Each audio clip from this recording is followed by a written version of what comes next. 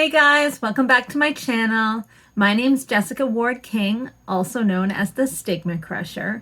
And here on this channel, we deal with issues of mental health and mental illness from my twin perspectives as a person with lived experience of bipolar 2 disorder and a person with a PhD in experimental psychology. Sound like your jam? We would love to have you here. Please hit that subscribe button, and if you would like to be notified each and every week when I post, hit that notifications bell as well. Like and share widely. There are folks all over the place that need to be in this conversation that we need to be meeting with, and I would love for you to connect them to us. Well, with that, I guess it is time to start stigma crushing for this week. So this week we are going to talk about my struggle with authenticity. And the whole idea, the whole struggle that I have with authenticity is that I suffer from what is a largely invisible illness, an invisible disability. I can choose whether or not someone looks into my face and immediately sees somebody struggling or not. And that is a huge privilege that I have. Not all people with disabilities, not all people with mental illness are able to make that decision for themselves. People can, for example, look at somebody with a obvious physical impairment, let's say someone in a wheelchair, somebody using cane or sticks, and immediately see that that is the case. They can't hide it. They can't pretend to be anything else. But I myself can. And I often find myself wondering, do I have the responsibility to show up? I mean, if I'm going to be a stigma crusher, if I'm going to advocate for myself and for others with mental illness, should I be using that privilege, or should I be showing up authentically everywhere I go, regardless? That's the question. The answer, I'm afraid, is not particularly straightforward for me. Let's unpack it a bit. So what I'm specifically talking about today in terms of my, whether I show up or not, whether I'm invisible or not, the thing that I'm thinking about, and there are a variety of ways to talk about this and unpack this, but the thing that I'm thinking about mostly is my makeup. For me, makeup has several really important purposes. One of them is to look like I am a competent and capable human.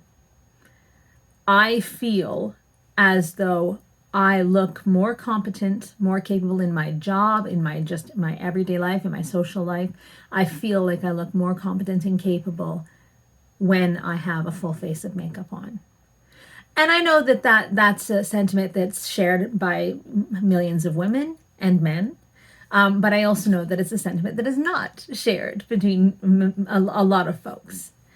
But that's not the only reason I use makeup. It's also a self-care ritual. I enjoy the whole self-care of putting on the lotions and the potions and seeing the way the light, plays upon the skin, and the satisfaction at the end when I've got it all on and I look at myself and think, you look pretty good, Jessica. So there's that self-care part, and then that confidence that comes at the end, as I mentioned. And when I go through my day and I catch myself, in a bathroom mirror or something, and I see that, I'm still looking like I want to present, it makes me feel good. It does me a service in my life. And there's also, that issue of the looking the part. I feel as though for what I do in my life, I look the part when I'm wearing makeup. And let me be clear, nobody else is making me feel this way. I don't have a situation where, everyone at work wears it and I feel like I have to, or a partner that demands it. I mean, I have nothing of those things. It really is all down to me, and I suppose just society in general having those views of women. Can't escape that. But generally speaking, this is all me. So I use it for good. I potentially use it for evil. But the question that keeps coming to me when I'm thinking about this is, am I being genuine when I wear makeup? Am I being genuine about who I am? If I choose not to wear makeup, am I being genuine, or am I leveraging something that I know I've got? You see what I mean? It's kind of the flip and the flop of this whole issue. If I do wear makeup, am I playing it up? But if I don't wear makeup, am I playing it up? And so part of my truth is my illness, that I do live with a disability, an illness, and that's true. And when I'm not wearing my makeup, I guess this is a point I haven't yet made yet. When I'm not wearing my makeup, some days, to me, I look as though I am not well. You can kind of find, for me, it wearing all over my face. I just kind of get up, walk out of the room, and the family's like, whoa, not having a good day, are we? And in general, that's a sensation that I have. But part of my genuine experience is that I am high functioning. I am capable. I am, able to work and to do a good job and to play the part and to be that person. That's also part of my reality. It's interesting. And it's interesting to me because, who is anyone to say to me which part of my experience is more or less authentic?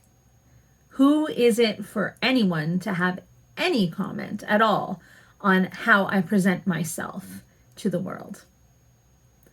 Obviously, the solution there is it's me, because I'm having the problem. And so I looked up authenticity. What is authenticity? I looked this up. And authenticity is specifically defined as, I'm looking here, acting on one's own authority.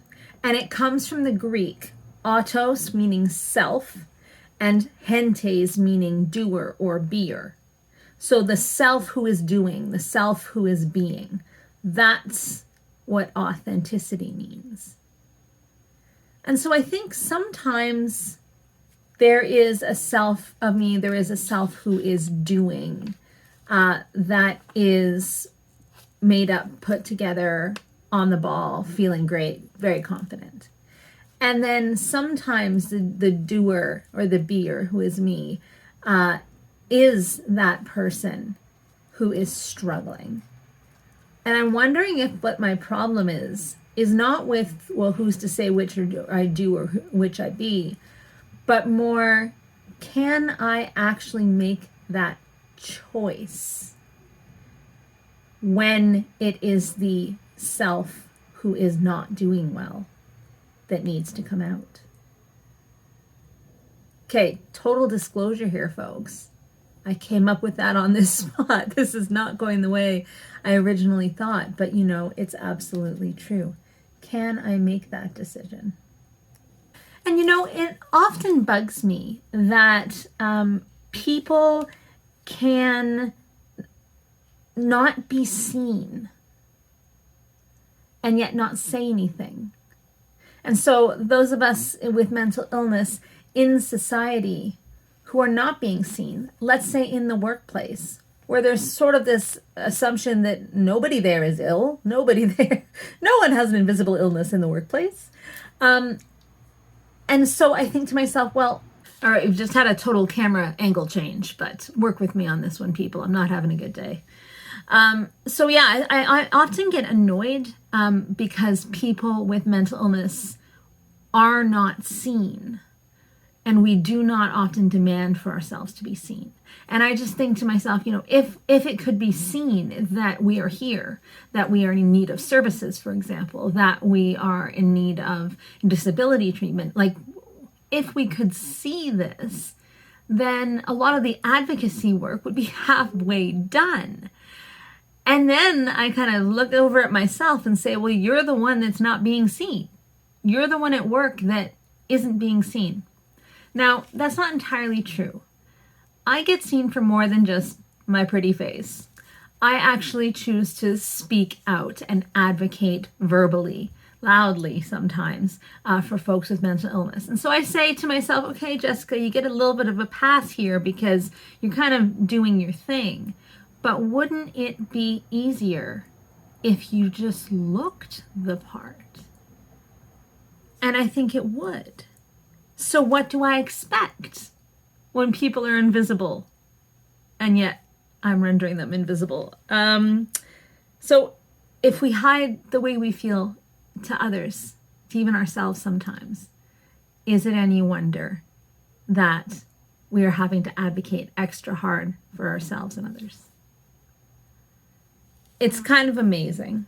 And yet it's not so simple as just to say, Jessica, take your makeup off, go to work, you'll be fine. Because, I mean, and it's not makeup for everybody. Let's make that clear too. It's not makeup for everybody. Everybody's shield, everybody's uniform or costume isn't makeup. It can be other things. But for me, in my case, just to say to me, Jessica, take off your work or your makeup and go to work. Well, there are risks there. There are risks to not looking the part. There are risks to not feeling confident. If I went to work and every time I caught sight of myself, I thought, oh my God, I look so horrible. Oh my gosh, I'm just so ill. I probably wouldn't end up doing my best job and showing up my best way to work. And so there are risks. There are risks to our social lives, right? Who's going to put their profile up on Tinder and deliberately look bad?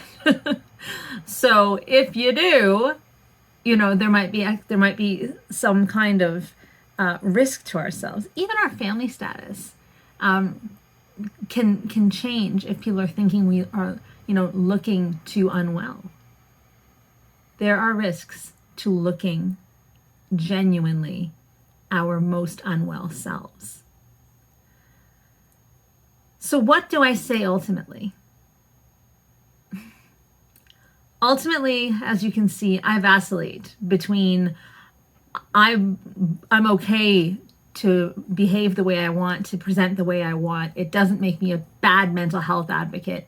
And actually, it kind of does, Jessica. It does make you a bad mental health advocate. I really vacillate between the two. And I don't think I'm going to solve the problem here on this video today. I'm hoping that some of you will be able to comment down below what your experience is like, and maybe help me decide a little bit. But there is definitely an argument to be had here both ways. Okay, we're going to do this. This is for my benefit, not for yours. So feel free to tear your eyes away from the screen if you like. But I am going to be continuing, if I'm honest, to manipulate the way people see me based on how I'm feeling that day and based on how I need to feel confident and how I need to feel safe. But I can do this. I don't need to wear the mask. In fact, maybe in some cases, it's better off that I don't. And maybe that's something that I need to learn and I need to, something I need to grow with, to be okay to show up at work when I'm not feeling my best, also not looking my absolute best. Maybe that's okay. Maybe I will find that it's not as risky as I thought. Maybe I'll do the experiment, particularly when we're back at work. But right now, even on a Zoom screen, you can see when someone's not doing well. Maybe I'll allow myself to be that person, to try it out. Let's see if I can even get all my eye makeup off in one go. All right. Yeah, I don't look as bad as I thought. Cuter though. I don't know. Let me know down in the comments down below if you deal with this, how you deal with this. And if you don't, feel free to call me out as a silly old fool. But this is part of my real experience of my own mental illness and part of I think where my own self-advocacy work needs to move. I'll let you know in a little while how it goes and what experiences I have. We can do a little study all by ourselves. Well, I'm so glad you were with me this week. Again, I'd really like to hear your experiences down below. And do feel free to share and like and comment widely. Let others know that we're here. And I look forward to seeing you in my next video. Take care. Bye. StigmaCrusher.